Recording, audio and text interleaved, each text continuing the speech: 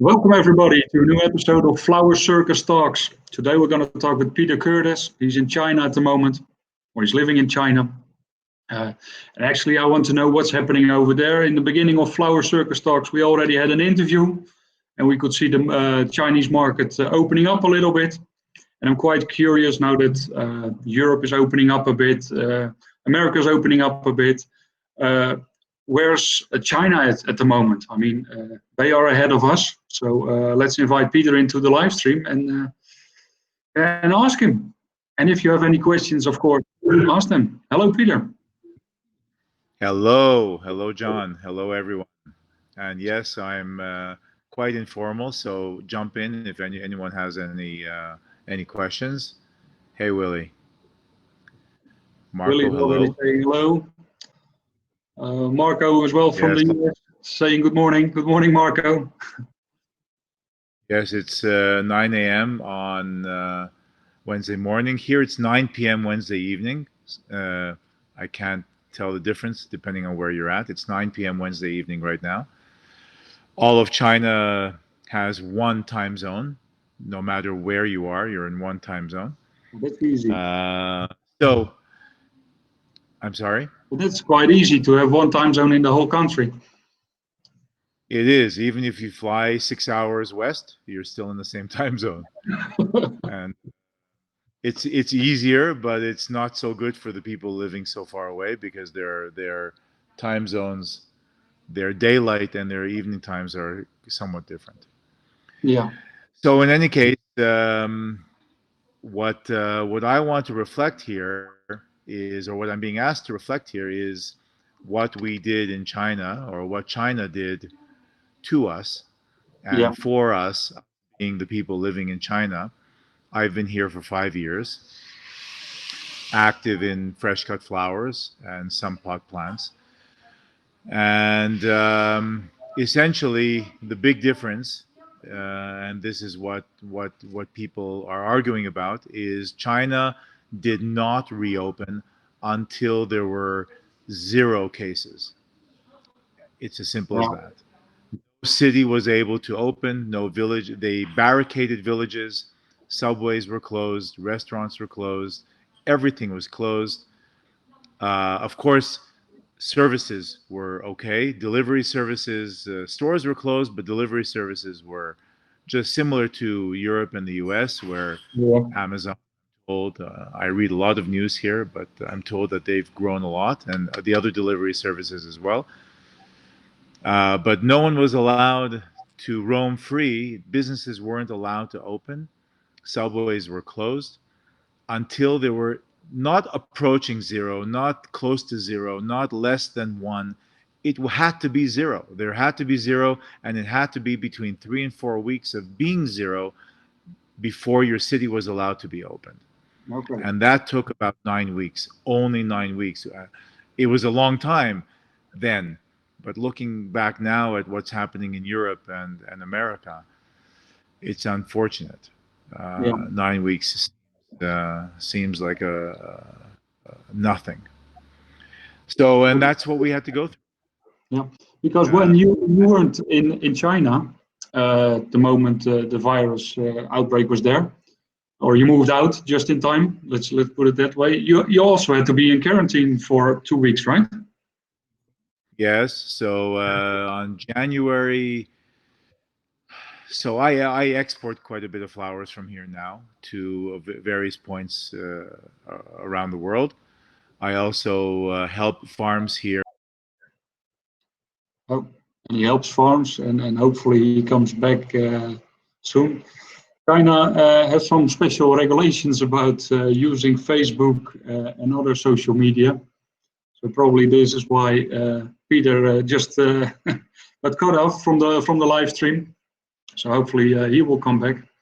Peter's, like he said, he's already there for 5 years in China, exporting. Last time, 8 weeks ago, he did a tour with us on the flower market in China that just opened up again. And we saw some great stuff over there.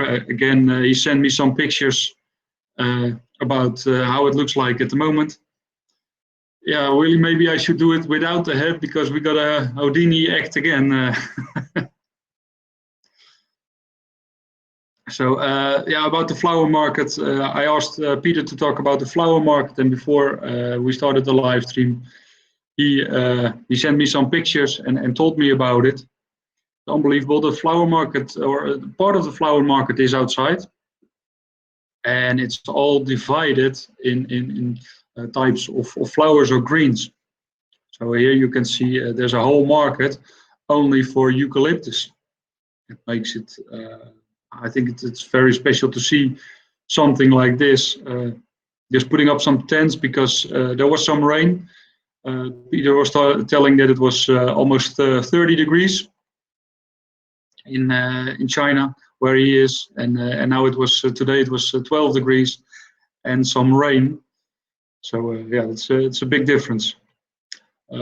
Interesting what I saw as well on the market. They are doing the grading at the market.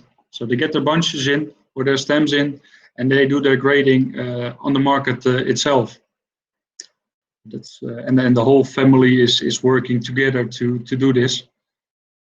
Let me see. So here we can see some graded eucalyptus. All the types of eucalyptus are there. Peter told me. And the nice thing, what he also said is, when Italy isn't in season with eucalyptus, then China is. Let me see what I got more from the eucalyptus market. No, not from the eucalyptus market, but some other things. Some willows, some fresh willows were there as well today. And then you see some amazing things like 1 meter 30 Anigosanthus. And if you look closely, it even says on the sleeve "Made in China." So it's not only on toys and everything we buy nowadays, it's also on the flowers already. Sunflowers, a lot of sunflowers as well, really nicely packed and protected to for transport damage. And transport, that is something, yeah, they don't use the trucks like we do, or maybe they use the trucks, but they stack up the flowers quite well. I think I've got some picture of that somewhere here as well. I don't want to spoil everything that that Peter wants to tell, but as long as he's not here, we just keep on showing this. These are the carnations, graded, stacked. They go up to 2 meters. I saw some pictures what Peter is posting on LinkedIn as well, so it's really nice to follow him on LinkedIn. He's posting some updates on the Chinese flower market. So that's really nice. And I think, if I'm correct, we get Peter back into the live stream. Or not yet. Peter, can you hear me? Because we can't see you yet. Yeah, there you are again. All right. Sorry, I heard and saw everything. Okay. But I, for some reason, okay. Yeah. You were the Houdini, and you've always been adventurous. Saw that, Willie, and I mentioned to John that Willie and I go back many years, maybe more than 30. Not maybe, more than 30. In any case, so China is back. If we're coming back to that topic, I saw that you were we were showing photos. China has been in production for the past 6 weeks, let's say. The one big issue has been single crop items like, let's say, chrysanthemums and bulb flowers, tulips. Yeah. Those are the people that lost the most money in hello, Wim.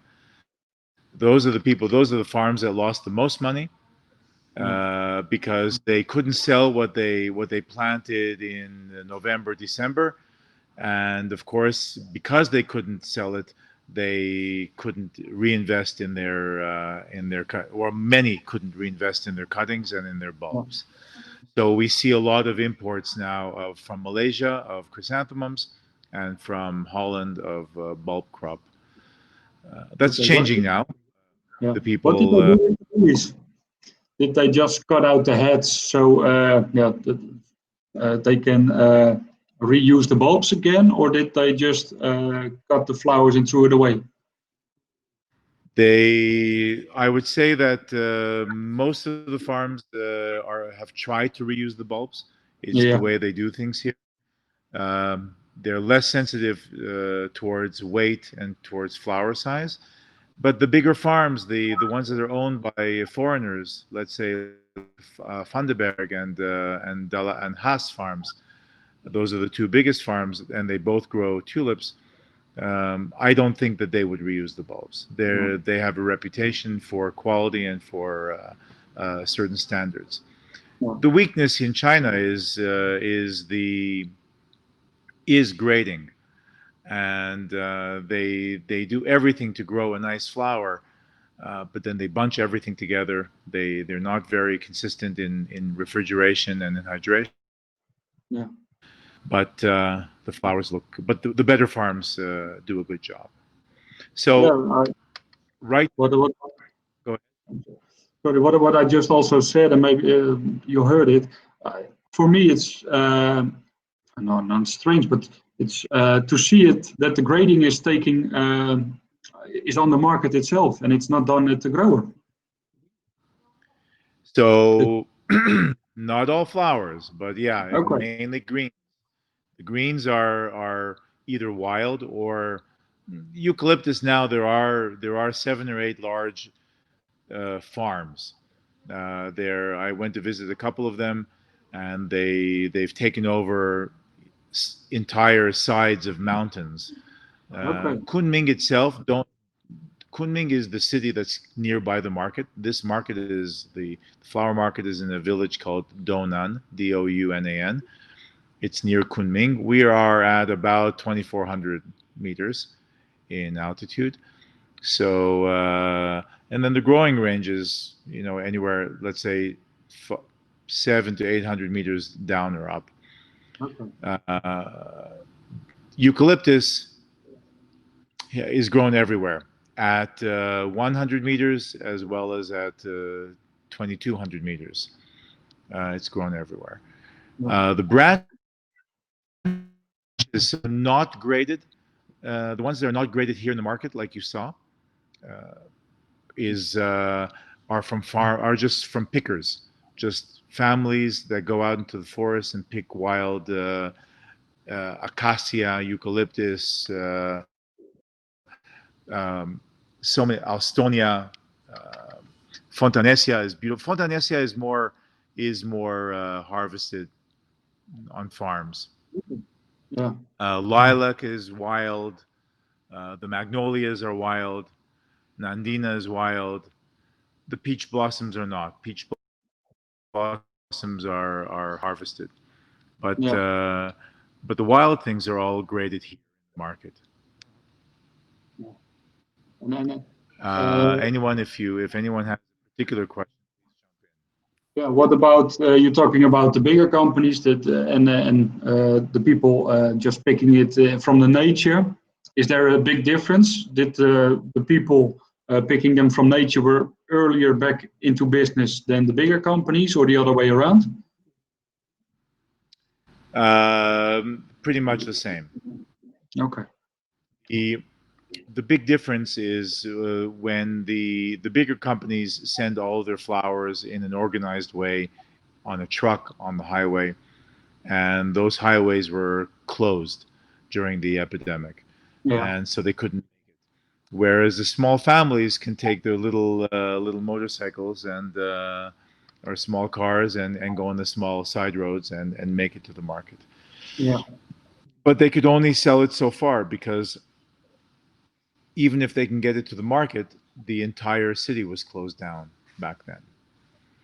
Yeah, And we just couldn't export.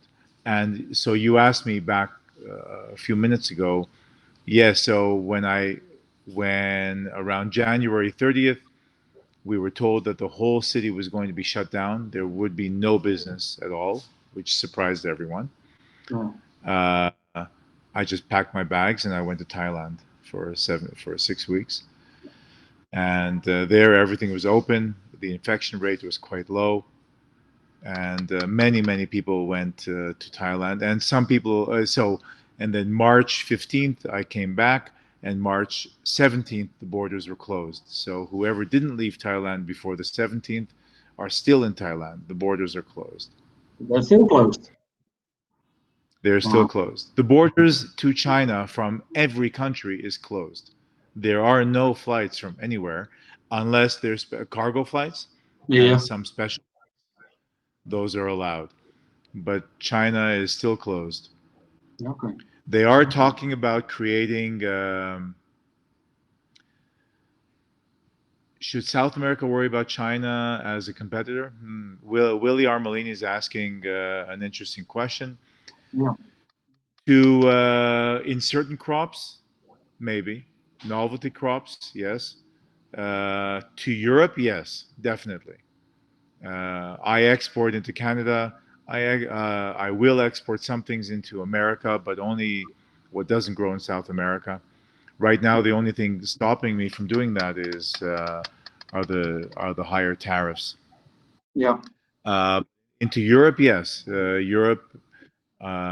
It will become much cheaper for Europeans to buy from China many of the crops than from South Africa and from South America. The cargo rate is about the same. And the frequencies, the flight frequencies are much greater from China into Europe than it is from South America into Europe. Yeah. So you have to each country, um, I'd say between 3 and 7 flights a day to the bigger European countries. So similar to, let's say, from North America. From Yeah. South America, you have cargo flights mainly and some passenger flights. But not flour. I would say, chrysanthemums. No, the flowers that ship by boat from South America to Europe are going to have an advantage. Yeah. That's something Now, that's not happening at the moment in China to ship them out by boat. there is sea freight from China, but only to the other countries in Asia. It's very popular. So the bigger farms in Malaysia, Vietnam, China, they ship to places like, again, China, Japan, Korea, Taiwan, by boat. It's Yeah. very quick, and of course it's proven, and it's only 3 or 4 days. Yeah, if it's such a short time, then it's probably even quicker than with a truck going to those countries. There is no truck. Yeah. There is no truck going to Korea, and of course not to Japan and Malaysia either. So Yeah. it's either airplane or sea, and it's very well controlled. There are trucks going into Myanmar, Laos, Thailand, partially to Vietnam. Okay. Those are the only countries that are connected by truck. In terms of Production is. assortment, Go ahead. in terms of assortment, is that still growing bigger and bigger? Yeah, so I would say I've never seen such assortment in one physical place. Um, Everyone should be aware that practically every breeder is here. Every breeder, European, North American, Asian breeder, has an Yeah. office in Kunming. They have not only an office, not only a small representation, but they have full staff. So every chrysanthemum breeder is here with the propagation. Doom and Orange is here with lots of propagation. Syngenta is here with lots of propagation. Um, and they're already growing excellence gyp. So the past 4 years, 5 years of Ecuador gyp, there Yeah. is some gyp coming, but it's practically at its end. Even they've also figured out how to stem dye, how to dye gyp Yeah. hydration wise, not dip dye, stem dye. Okay. Yeah. So they're that's going to be eliminated. The rose discussion is on the table. But then the quality of the roses have increased dramatically. As you know, and I work with some of these farms, like I mentioned before. The big issue was grading. It wasn't the lack of land or quality growing. It's grading and the cold chain and variety. But now the variety issue is gone. They could practically grow any variety. They're not growing heads the size of Ecuador, or Colombia, but in they've practically kicked out Kenyan roses already, and that only took 3 years. Yeah. CRA, a fellow Hungarian, Yeah. just joined us. Yeah. Yeah. You also sent me a small video of smaller growers going to the market. Go ahead. Yeah, you want to play it? Yeah, it's already playing. So that's. So they just by hand pull everything into the market, and that's not outside, right? The rose market. The rose market is in. Hey James, nice to see you. Nice to see you, and say hi to Sue. Hi. These are people I haven't seen in years. Okay, so how can I?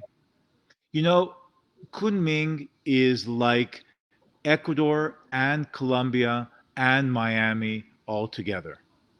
If that makes sense to the Europeans in the group, if all those two growing regions and Miami were in one physical location, that's what this area is. So you have farms, small farms bringing their crops every day in non-refrigerated trucks, which, by the way, used to be and still is the case with some farms in South America. They just haul them into the small villages surrounding the market, and they grade here. Most farms don't have coolers. The majority of farms don't have coolers. The better farms have coolers here. So they rush the flowers from the farms each day, once a day, to Kunming. Here they're put into coolers, if they have a cooler, and they're graded by hand. And then they're brought to the market with those little trolleys that I think they... I don't speak Cantonese. If anything, I'm learning Mandarin. So not Cantonese, though. Cantonese is from southern China, mainly in Guangdong, Hong Kong. Most of the rest of China speaks Mandarin, and then each province has their own dialect. And I'm far from fluent or even capable of carrying a conversation. Listen, if you come here, by the way, I don't know anyone. Most people I don't know.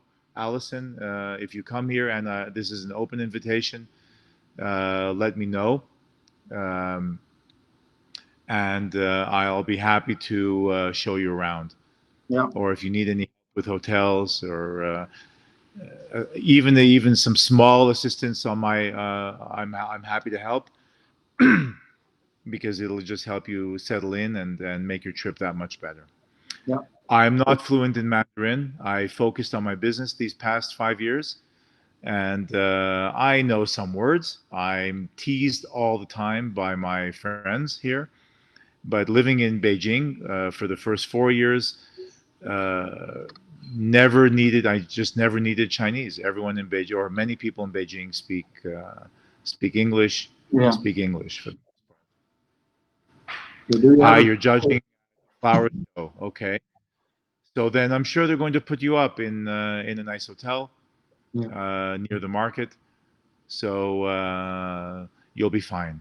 But if you want to run the details by me, then and if you have any chance to ask them for a specific hotel, then just send me the details, and I'll let you know if it's a nice hotel or not. Yeah, yeah, and Alison likes to be hugged, so maybe you can help her with that when she's in China. She's what? She likes what? She likes to be hugged, so she wants a Hugged. big hug. Okay. Yeah. I'll wait here with open arms. Don't like No it. problem, Allison. I don't know if I she hope to likes be. that in it, but People here are very friendly. There are lots of floral designers. So there are typical to most countries. There are flower schools. Pete has been here very, very often. So Pete knows this country quite well. He's very familiar with the country, with the industry, with distribution, with wholesalers. If anyone is friends with Pete, then I'm sure he'll also be forthcoming with information. But he's also very knowledgeable and friendly. He'll help out. But I'm also here, so there are there are several flower schools yeah, strewn across China. They're very professional. Some of them are connected with schools in Europe, and not just teachers in Europe, but schools in Europe and Asia. And each of these schools use foreign teachers yeah. and judges. Actually, So they either go ahead. Pete is also, I think, co-owner of a Chinese flower school, if I'm correct. Maybe if Pete is watching or Alison can tell it. I think it was the Kohim school, flower school. Well, Kohim, it could be. I know that Pete was starting something with another school, and I'd rather not mention names. I know that he's not involved with them. I don't know if he became involved with Kohim. It's very possible. Kohim is a well-known school in Beijing. Very good people. And so all of these schools use foreign teachers. There are let's say sub teachers, assistants that are also qualified Chinese, and they also use very qualified teachers from Korea, Japan, Taiwan. Many from Europe, mostly from Europe. I haven't seen an American teacher here at all, so that's open. But most of the schools focus on European teachers. Yeah. And can you tell something about the level of the florist in China? Ah, so you have the biggest. So Alison just mentioned or Yeah, corrected that they are both advisors of the Kohim school, not owners. That's good. yeah, Like I mentioned, Kohim is a very popular school, about between 3 and 4 years old. I've been to their place. It's a beautiful school. Um, this is a bigger conversation. The flowers for lifestyle enhancement practically doesn't exist in China. okay. So people have typically bought flowers, and that's not what the schools are teaching. Schools are teaching lifestyle enhancement uh, styles, to designing uh, for hotels, for galas, for parties. Um, but most of the purchases in most of the flower shops, not the prettier ones, not the nicer ones, but most of the flower shops, the vast majority are dedicated to events. The Chinese love to give flowers. So, on the one hand, lifestyle is not what they're looking to enhance. On the other hand, or not yet, on the other hand, Chinese believe in giving flowers. They believe in the curative powers of flowers. They believe in the beauty of flowers, and flowers have a lot of symbolism here and a lot of meaning. Yeah. So, hello, Cookie Knoll. Um, so the Chinese market loves flowers. But most of the flower shops are small flower shops that dedicate themselves to mainly events. And what I mean by events is there's a very large tradition here of gifting flowers to store openings and store anniversaries. Okay. And it's seen as good luck. It's and you want to be represented. There was a new restaurant open here 3 weeks ago, and there must have been 700 or 800 standards, not small little bouquets, but these standards on tripods. There must have Yeah. been at least 700 of them, and Oh, for one restaurant. And they light firecrackers, and the flowers just sit there for 2 or 3 days, and then they're just carted off.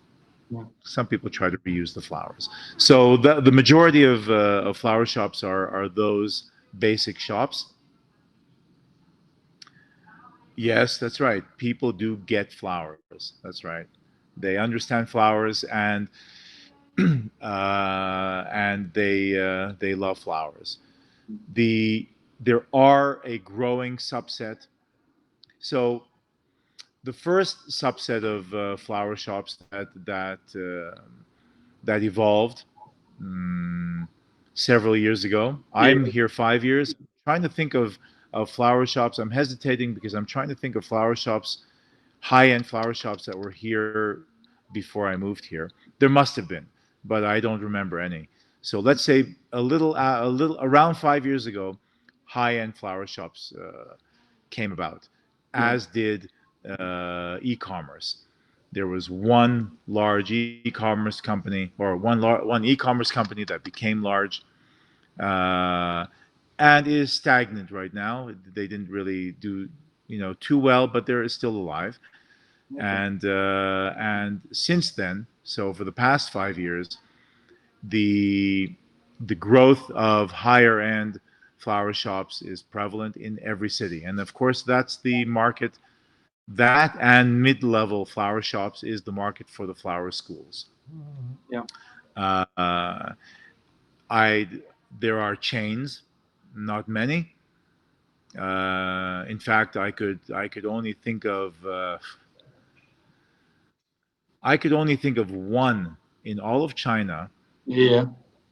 one healthy flower shop chain. There are a couple that have tried their hand at multiple stores. Uh, they're not doing too well, but one healthy one, and several co-ops, so several franchise operations, of which two big ones opened. One is not doing well at all. The other one is struggling. So the franchise model of wholesale florists is also not doing too well. So China has about arguably around 40,000 flower shops, and they're all independent. They mainly buy from domestic or local wholesalers. Yeah. Uh, Several of the larger ones will buy directly from from Kunming, from Yeah. larger shippers in Kunming. There are cash and carry. In the term cash and carry in Europe infers wholesalers. There are cash and carry chains. Uh, there's one that has about 40, 45 locations. Mm. They're they're like a cooperative, although they do share ownership, minority Yeah. ownership. Uh, and then there are several small ones, three, four, five chains in the bigger cities. Remember, China is a well developed, uh, large country. You have you have cities. There's probably around 20 cities with over 5 million people, Unbelievable. uh, and then maybe 40, 45, 50 cities with over 2 million people. So the markets are extremely large. Yeah. Just to finish the question for a cookie and then go to Willie's question. So yeah, there are cash and carry chains, but they don't look like European cash and carries. Okay. Many, until the past 3 years, didn't have coolers, and for the most part, the most important part, and as I'm transitioning to Willie's question, there is no cold chain. There are some trucks that go from Kunming to the bigger cities Yeah. in China, refrigerated, but they don't pre-cool boxes. And this is something that I'm trying to work on with some of the truck companies. But their argument is, well, we reach the markets in 1 to 2 days, and our customers don't mind. Yeah. But So Willie is asking. Go ahead. it also means that the assortment, you can't send all the assortment throughout China because you don't have a cold chain. Or you can, of course, send it, but the quality will be not as you would like. Let's put it that way. The quality is not the way we are used to it. They will if any of you have a picture of a box that is 1.2 1.3 meters wide and maybe 80 centimeters deep and maybe 80 centimeters high, these are, let's say, these are the boxes that they pack flowers in. They'll pack Gerberas in these boxes Yeah. and put maybe 1,000 Gerberas into the box in small sleeves, and if it doesn't fit nicely, they're going to squeeze them into the box and push them into the box and stand on top of the box, and then with a hand crank the strapping machine until the box is somewhat square. Yeah. And this is how it's done. This is how most boxes are done. Now again, and the vast majority is shipped like that. Roses, lilies, gerberas, gyp, all the branches, Lysianthus. Lysianthus is maybe the number 2 or 3 crop in China, Really? and yeah, it's a very very large crop. Okay. And they ship the same thing, same way. Now, of course, there are the foreign owned farms, again, like Vandenberg and the Haas farms, and some others have learned from those two, who Yeah. pack flowers in more or less the same type of boxes that we're used to from Holland and from South America, and they will not exert pressure the way I just mentioned it. Yeah. Yeah. So Allison was here at least the last time in December, so she saw what and you'd have to see how it's distributed. So they will deliver it in the trucks. I even question whether the cooler is on in the long distance trucks. Yeah. China is, of course, the same size as the USA, more or less, give or take. Uh, but the western part has no truck service. The western part is practically barren. It's very interesting. The western Xinjiang province is very interesting. Yeah. Okay. There's practically no people there. The entirety of the market is in the east of the country. And if you take a look at the map, starting with Shenzhen and Guangzhou, formerly Canton, up the coast with Xiamen, Fuzhou, Shanghai, and then up to Beijing, and at the top, at the Russian border, more or less the Russian border is Harbin, and then westward, within the furthest city west is Chengdu, and these are all very mega cities, metropolises, huge cities. How? Jim just posted something. I imagine it's relevant to packing, so I can't Yeah. open it here, but Yeah. probably has It's some. a funny movie on packing technique for cut flowers in China. It's in the comments. I can show you the link, Okay. but if you look in the comments, you will see the video, a YouTube video with a link to it. All right. Talking about, So go ahead. we know something about the Chinese market now, or we know more about the market, or a lot actually. Thank you for that. But how did it actually change, or did it change the market before COVID and after COVID? We expected change, but there is no change. The only, like I mentioned before, the growers that were affected the worst were single crop growers like chrysanthemums and bulbs. Yeah. They're going to take a little bit to become healthy. I specifically asked several distributors if anyone went out of business, and most wholesalers across the country are mom and pop wholesalers. Yeah. Even the large, or the, let's say, the chains are co-owned with one or two people with money, and then the former owner, the family, the husband wife team in the city where they're at, and so they were able to just shut down everything and wait it out. Okay. And like I said, it was only 8-9 weeks, so it wasn't as bad as it is in the West. Yeah. And also, what I've seen is some webcams and people telling about flowers and trying to sell them like that. I think it was on your what was it, LinkedIn page. You showed some of those pictures. Yeah, What? so if anybody is interested, the number one or the most direct way to get to the consumer, and what China does very, very well, is e-commerce, B2C, business to consumer e-commerce. And that brings us to the next topic, which is the third Valentine's Day. In China, we have three Valentine's Day, of course, Valentine's, February 14th. The second one is, it's called Qixi, Qixi. It's incorrectly labeled as Chinese Valentine's. It's Qixi. You don't want to call Hanukkah the Jewish Christmas. You want to call it Hanukkah.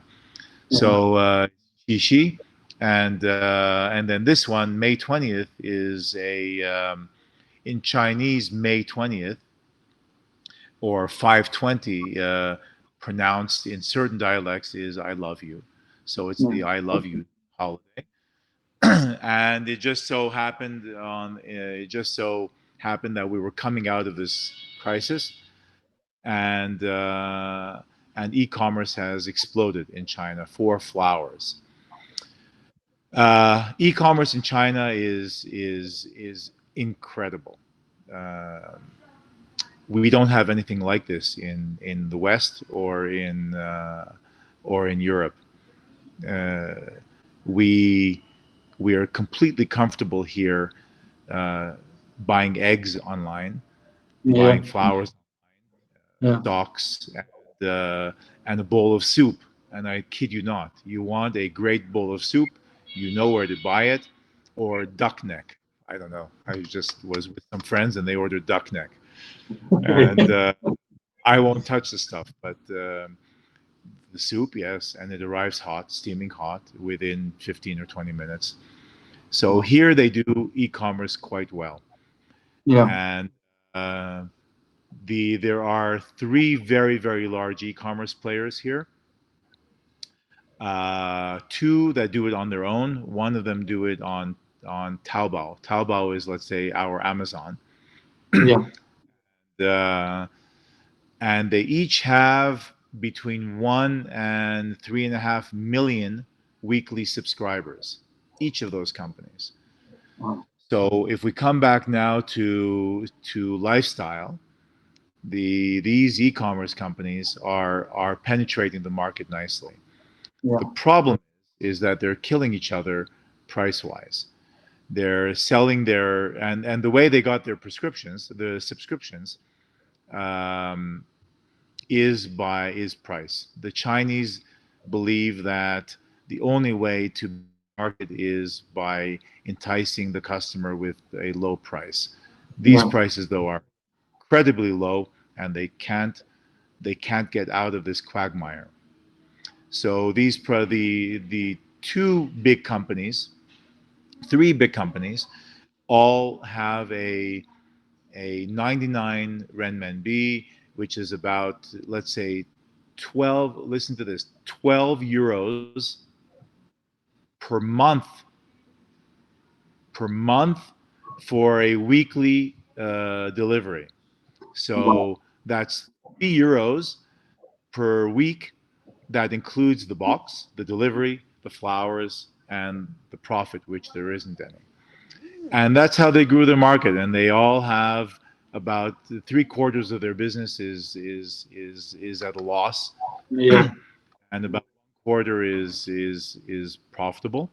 And the idea was at the beginning was to attract the business and then to convert that customer into a higher price point. It just Yeah. didn't work, and they just couldn't do it.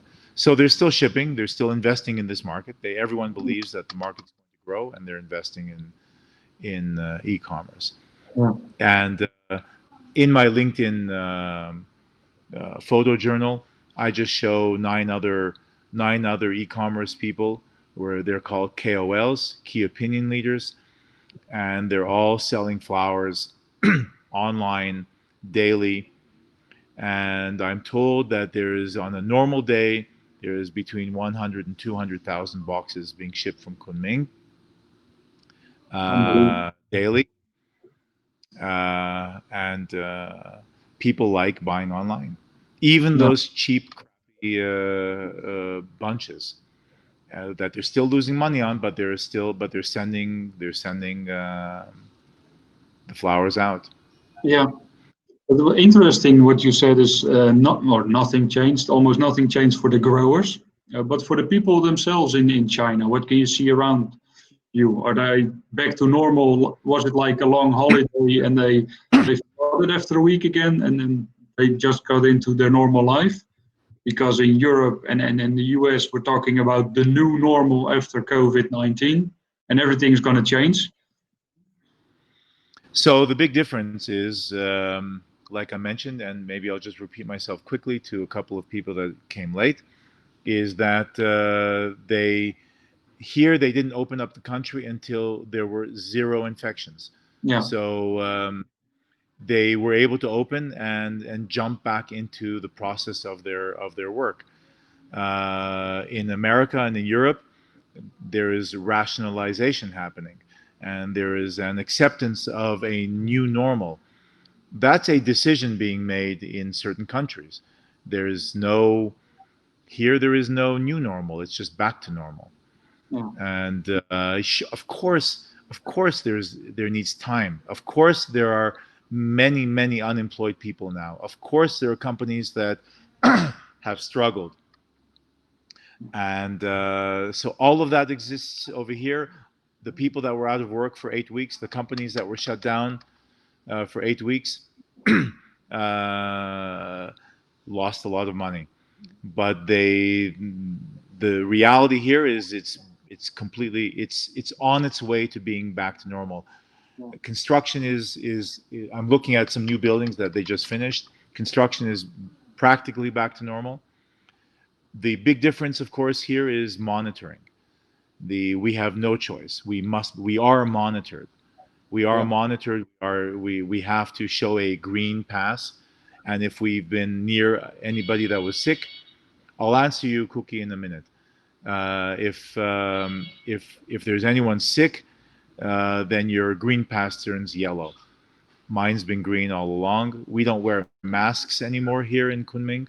There are Mhm. many people who do wear masks, but it's not obligatory. If we take an Uber, we have to wear a mask. The Yeah. driver has to wear a mask. If we go on the subway, public areas, we have to wear masks.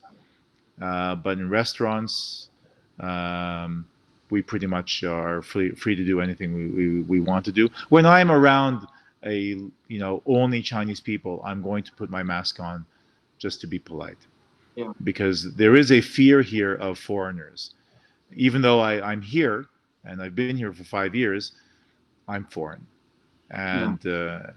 and there is a fear here. So I'll just put my mask on, and then there are no issues.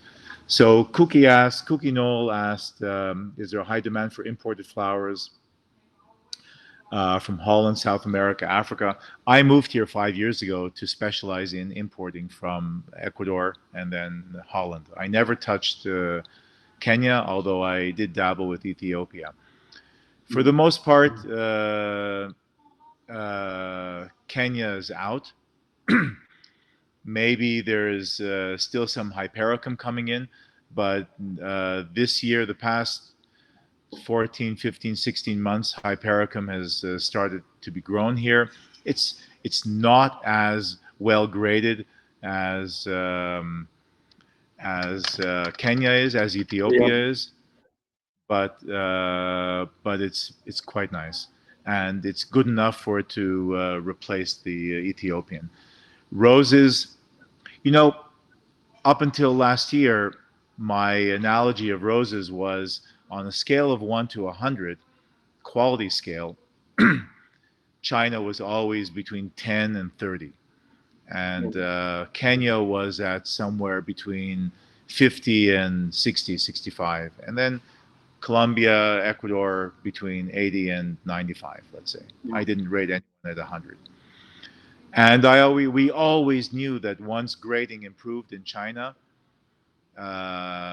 they'd overtake Kenya quickly. And now you have, a good, not a lot, but 20, 25% of China's domestic production has overtaken Kenya, variety-wise and quality-wise.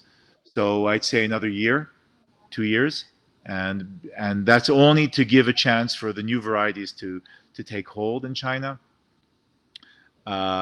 Kenya will be gone, and I don't think Ecuador will be overtaken anytime soon, but it may be. I just don't know enough about the growing areas, and I don't know if there's a knowledge base here for growing that type of quality of Ecuador roses. As for everything, absolutely everything else, I stopped my importing operation 6 months ago when I toured two big farms of Elex, Yeah. and here there's going to be almost 3 million stems of Elex grown marketed here, Yeah. grown Wow. here. And then I just said, okay, that was pretty much the last crop that wasn't being grown here. They grow everything. And Elex, that's the crop for the Chinese New Year, if I'm correct, right? Elex is throughout the winter season, but mainly for the Chinese New Year. The Yeah. Chinese love red and gold, and I do want to thank Jim Roberts and acknowledge what he just wrote, that there shouldn't be a new normal. It has to be a normal, Yeah. and the only way you could achieve normal is zero new infections. If some people are still wondering that it could be mitigated away or rationalized away, it cannot. We're so worried here. The foreigners, the other expats here, who have families, and my children are in America. Um, my kids are still at home, and they're Yeah. adults. I call them kids. They're my kids, but they're adults, and they're at home, and they're confused. They don't know what to do. They don't want to go outside. It's a horrible, contagious disease or virus, and it Yeah. won't go away by itself by wishing it away. Yeah. Thanks, Michael. Yes, if you have any questions, if anyone has any questions, more, then Correct. Yeah, what you said, if it's back to zero, and yeah, Europe and America are choosing another way of dealing with the virus, it will probably take much longer, and then hopefully it will years. disappear as well. But It will yeah, take years. So the one other element of this everyone should be aware of, because we're seeing this here, right? And I'll answer the question that Cookie asked and Michael asked in a minute. The one key element here to international trade is air freight, and China, Australia, South Korea, Vietnam, soon Japan, Taiwan, New Zealand, Australia. These will be blocks of countries that are that will encourage and will have international flights between each other. And because they'll be deemed safe countries, they won't allow any other country to fly into their own country. So I'm not just saying China did the right thing. All these other countries I just listed are also almost. New Zealand is at zero already. Has been at zero for 3 weeks, I think. South Vietnam Korea did a great is. job. Excuse me. And Vietnam did a great job as well. They have no deaths at all of the coronavirus. Yeah. Oh, that you just reminded me. The way it happened here and in the other countries is you reach zero, zero meaning zero new infections, and then you have to stay that way for 3 weeks, and then we were able to open in China. Yeah. So and that just tells me that there won't be regular passenger flights from Europe to or from Europe to any of those countries I mentioned, because they're just going to open themselves up to each other. Yeah. And why would Germany allow flights from New York City or from Miami or England for that matter? Why would they want people that are infected? I mean, that's how we started this whole thing in the first place. Regardless of where it started from, we have the power to eliminate it. So Cookie asked about scented roses. There are some scented roses here. David Austin doesn't have any official growers here. There are some growers in Kenya that are shipping. Yeah. There isn't much demand here for David Austin or for other scented roses. I tried to import it 3 or 4 years ago. There's some demand, but right now I believe it's only brought in on special order. There is no one carrying it regularly. Not from Colombia, maybe some small quantities from Kenya, but not the way we're used to handling it in a cash and carry in Europe, where you'd want 5 or 6 buckets of scented rose. Yeah, here you just won't do that. There are some. I've seen varieties that look to me like Pink O'Hara. So I'm seeing garden roses here. Yeah. I haven't seen, and I'm seeing the bubble variety of spray roses. Spray roses here are spectacular. Of course, those aren't garden, but they're the nice round, big head. David Austin again. Cookie asked again. Doesn't have a grower here that I know of. So there's not much scented or garden roses here at all. Maybe we can first do the one from Roberts, because that continues on, like you said. I haven't seen any official David Austin roses. So I think are most growers paying royalties to the breeders? So there's a new phenomena in China, whereby most of the growers in new sales, let's say I would say in the past 2 years, are receiving their royalties. If any of you missed my previous comment, we have most of the breeders are present, and there are now laws in the floral world that are guilting growers into paying the royalties. There's no one enforcing, but meaning I remember in the past when some people didn't pay their royalties, then the USDA would be able to shut down and enforce the non-importation of flowers from a certain farm in Colombia and Ecuador. That doesn't. But I'm told by the bigger breeders that are here that they're being paid their royalties. It's become a payment issue, not a disappearance act. It's just the same as what we have in South America. Just there are people that have delayed payments, but more or less everyone is paying their royalties, and especially the breeders are still very active. The breeders are the ones bringing in new varieties.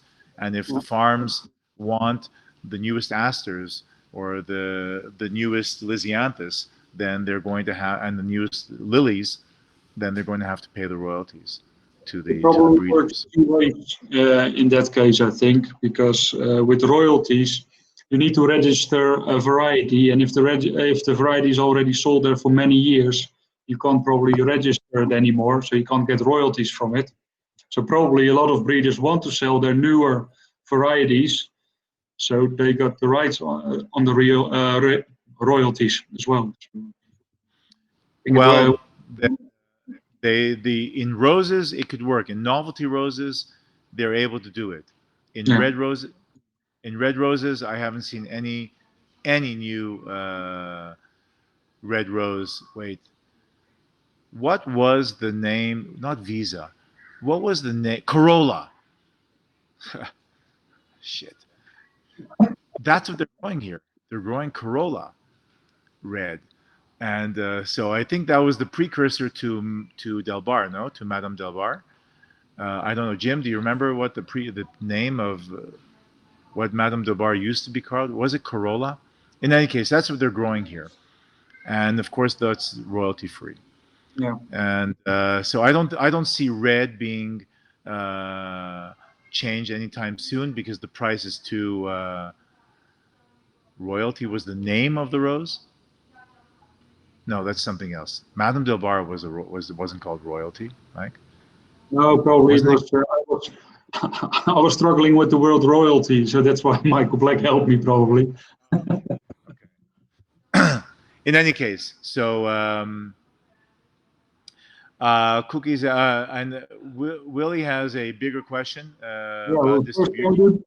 can we do And the then, one from Michael first about okay, is it are very true brand driven. brand driven?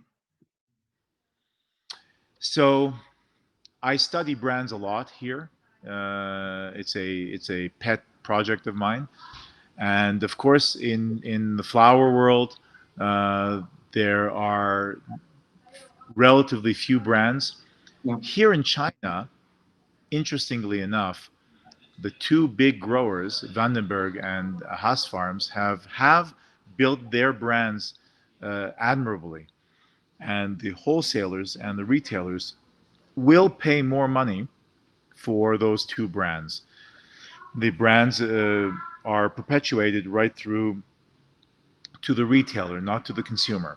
Yeah. So, yes, Chinese consumers love brands, but on the other hand, Mike, they require more touches. So a brand needs more investment in the market than we do in the West, than a brand does in the West. So in the West, the common knowledge or what's accepted is that a consumer wants or prefers 4 touches before they trust that brand. So what are touches? Seeing it in a store, seeing it on carried by a friend, seeing it in an advertisement. So 4 of those. Yeah. Here it's like 8. So it's harder for a customer, for a brand to capture that Chinese loyalty than it is in the West. But once you do, then yes, Chinese consumers are very loyal and very much brand driven. But it just doesn't exist in flowers yet. Now, from an e-commerce point of view, they're not really brand loyal. What they are is price loyal. The Yeah. people are driven by price right now in the flower business, and that's keeping the majority of the value of flowers quite low in China. Because what we see as well, it is very difficult to build a brand with your flowers. I mean, people tried it. Classy is different. Classy is different, Willie, and Vega is also different. Classy and Vega are two different. I remember we grew that at Sunburst. Vega Corolla.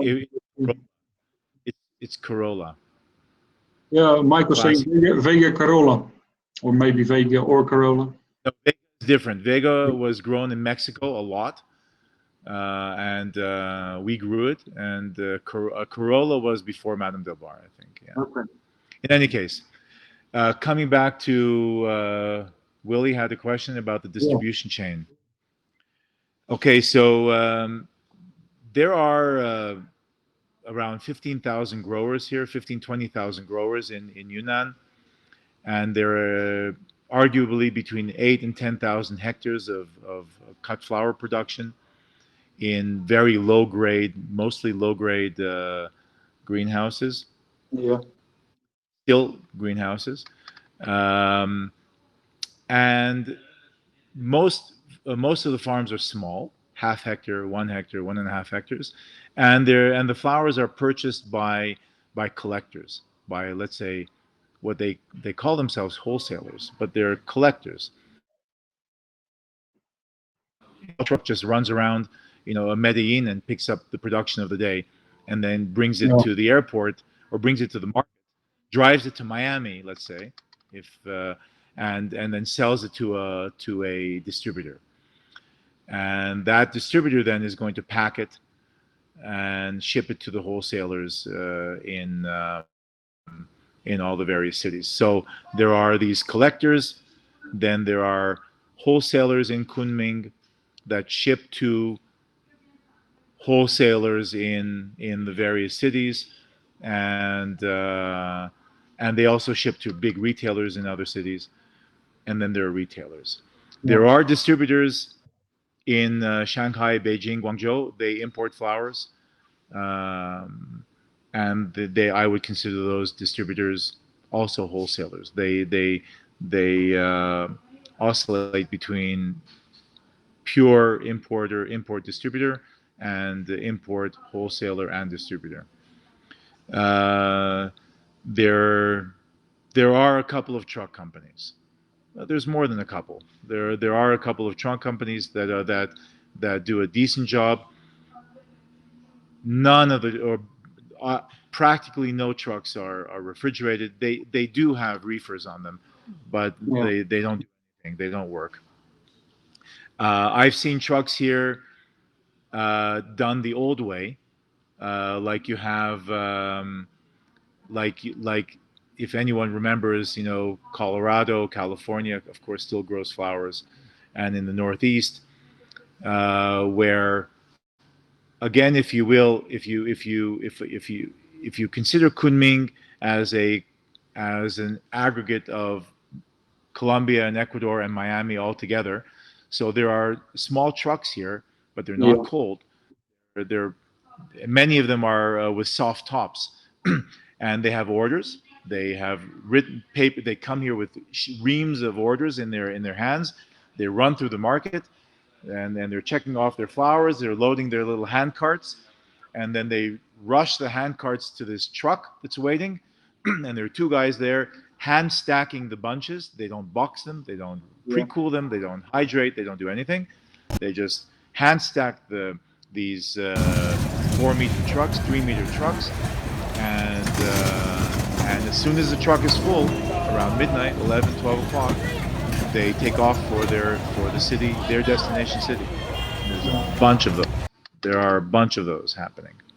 Unbelievable. Um, Yeah, we can look at it and think, well, what's happening over there? But in Europe and the US, we were doing the same for many years ago. Only they've got a target now where to go to, and you are there also explaining for post-harvest treatment to the growers. You're explaining them about cool transport. It can quickly become much better, of course. it can, Yeah, and like you're but saying. but it's difficult because I could. What ends up happening when I go to teach a farm, they want to change. They change as much as they can Yeah, in their harvest. They do as much as they can, but then when they deliver the box to the truck company and it sits outside because the truck companies don't have coolers, or they have a cooler but they don't turn them on, yeah, or they haven't yet. When it's cold outside, forget it. No one uses their cooler. then they don't question what they learned from me, but they just don't use it. They don't apply it. Yeah. They become very good at grading. They become very good at hydration. Chrysol is powerful here. Floralife is here, but I really don't know what they do. But Chrysol is extremely strong and very relevant to farms as well as to wholesalers and retailers. Yeah. But the farms are a little bit frustrated as well because they do what they can and then they pack it properly and then they can't get it to market correctly. Yeah. So, but their flowers, they do tell me that their flowers arrive in much better condition. So they. To be honest with you, Peter, if I look at the Dutch flower auction, trucks are driving. They're not all. They're maybe cool, but once they open, yeah, a lot of the heat comes in, and once it's on the auction, it sometimes takes 2, 3, 4 hours before they're in a cooler, and the cooler is open all the time, so that's not really a cooler as well. Yeah. So, but here you have no cooler. Yeah. So it's a. Yeah, cooler is always better than no cooler. Yeah. So it's a challenge, but it's going to get better here as well. Yeah. Yeah, Facebook is FB. I think, Jim, you're not saying full box, right? You mean Facebook. Yeah, people don't use Facebook here. We're not allowed to use Facebook. We have, okay, so the big difference between what we have here and what the rest of the world has, it's incredible. Here you have in the world everywhere we have social media, Facebook, Instagram, Twitter, Contactie, I forget the other names, but all of these are social media. What China has is social commerce, and that's incredible. Here you could use your social media, and I know that it's beginning in the world, but you could have your shop on social media and all of the effort that you have, all the followers that you have on your social media. Here the biggest one is called Wechat. Yeah. Yeah, you can do everything. Wechat. I'm sorry. You can do everything with WeChat. You can pay with it, but you will continue because that's unbelievable. Yeah. So WeChat looks and feels like WhatsApp, but it's social commerce also, and so it's connected to my bank account, and I use it to pay for the subway. I don't need a ticket. I just use my. It's like Apple Pay and WhatsApp together, right? But more. You could shop on it. We use WeChat also for our what do you call it? The social following. You know, where the government is following us to make sure that we're not sick. And we use it for commercial payments as well. We use it also as advertising. You could upload videos. You could sell on it. You could have groups on it, which you can on WhatsApp also. But you could have your agents. You could have subgroups selling flowers, selling coffee, selling honey, whatever you want to sell. And so it's social commerce as well as social media. That's a big difference. And I know that that's going to come in Europe. The key is, of course, the how to pay for it, how people are going to connect their bank to the social commerce. I think that's the critical element now in the West that they haven't figured out. Well, you can see some countries being much faster with it. I mean, in Russia, everybody's paying with his phone. In Ukraine, I see everybody paying with his phone already. While in Holland, it's slowly coming up. Yeah, so it's quite a big difference. Okay. Did we cover everything? Are we? Is anyone has any more questions? Yeah, let's see if anybody has. James is asking. I would pick WeChat over WhatsApp because I could do much more with it. And I Yeah. do pick WeChat. Not to mention, we're not allowed to use WhatsApp here. But let's say even when I'm traveling, I'll use WeChat. Um, I haven't carried cash for 2 years in my pocket, and maybe I haven't carried cash for 2 years in my pocket. The one problem with that is that when I travel to Europe, I really actually go to Europe without money, and then I realize, oh shit, I don't have money, Yeah. and I have a credit card, but import duties. Okay, Yeah. Cookie wanted to know about import duties. Yeah, there are duties. There are Yeah. duties, but there's yeah. So can everyone read that?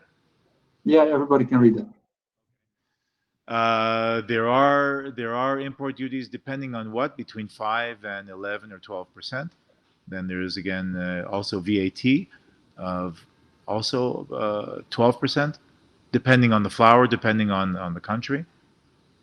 Okay. Is it per flower? Is it different then? Excuse me. Is it per flower? Is it different? The import rates and the VAT? And where it's from, yes, it is. And then Okay. there are some flowers that are not allowed that require special import permits.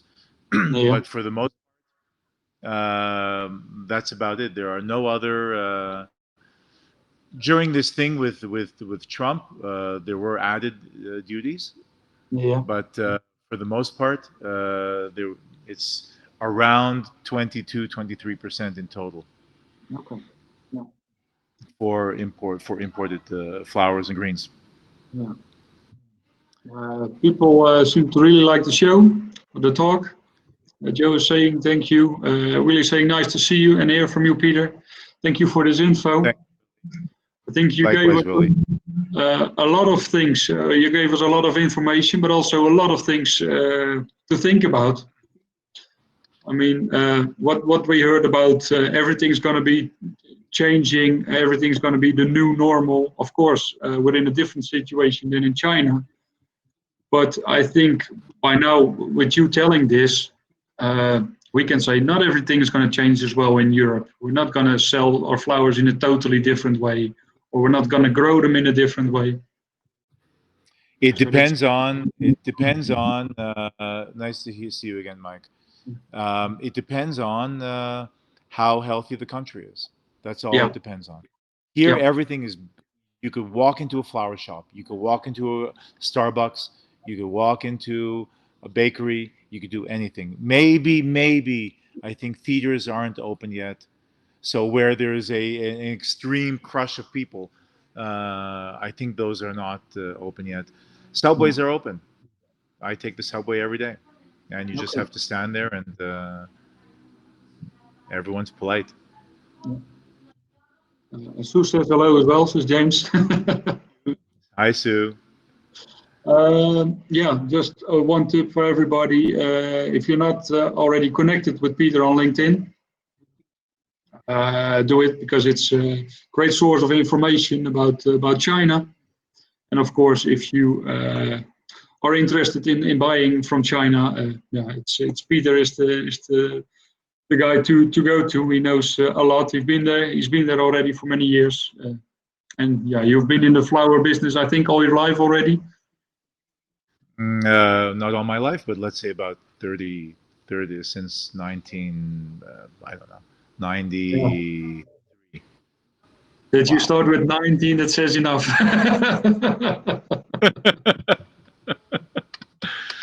It's been Yeah, yeah. So we already export to Europe regularly before the virus, weekly to Europe, to Canada, to Australia, to the Middle East. So yeah, if I could help, I'd love to do so. But to bouquet makers, wholesalers, bouquet makers and wholesalers really, and yeah, mass market. But thank you yeah. for plugging that in. Yeah. Thank you very much for joining again, Peter. It was. Oh, how about an email address? You Willie just is have to. asking. I do. I can I write that?